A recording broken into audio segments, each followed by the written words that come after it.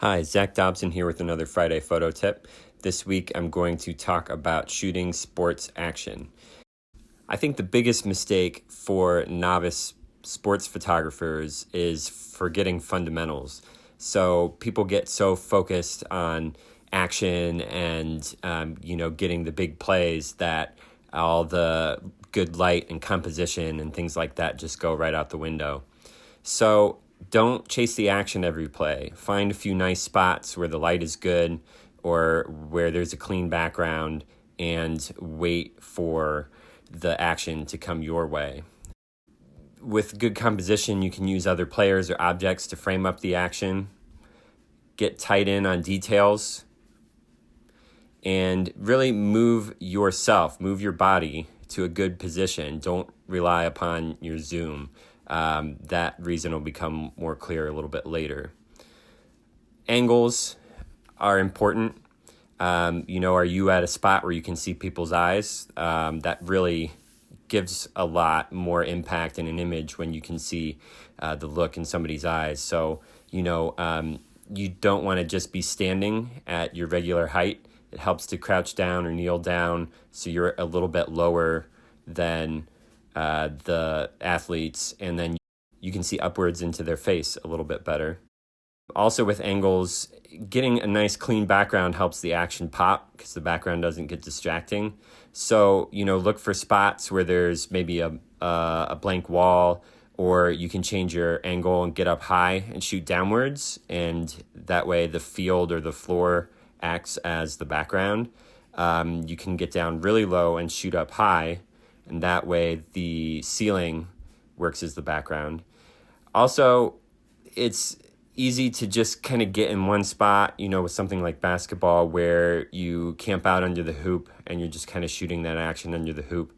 But, try some other stuff. Shoot from the side. Get people running across the plane of the camera and not just towards you or away from you. Get up higher so you can kind of see a different perspective.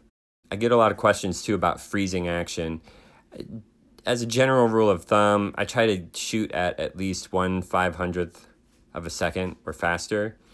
Don't shy away from high ISO. If you're shooting in places like high school gyms, it can get pretty dark. So you might have to shoot at 1600 or 3200 to get the action to freeze the way that you want it to. If your photos start to look a little bit grainy, because of the high ISO, my tip is to just switch it to black and white, and then the grain just kind of adds character. Another component that I get a lot of questions about is background blur. Of course, it does help to have a really nice expensive lens with a low aperture like f2.8, f2.0, something like that. But it's not entirely necessary. So the way you can kind of maximize what you have to get some background blur is you want to have the subject closer to the lens, as close to the lens as you can. Now, obviously, with sports, you can't pose it, so that's where it comes in, moving your body closer to where the action is. The closer your subject is to the lens, the more the background will appear blurred. So even if you don't have a low aperture like 2.8 and say yours is 5.6, if you're shooting at 300 millimeters, shoot all the way at 300 millimeters and then try to fill up the frame with the subject as much as you can.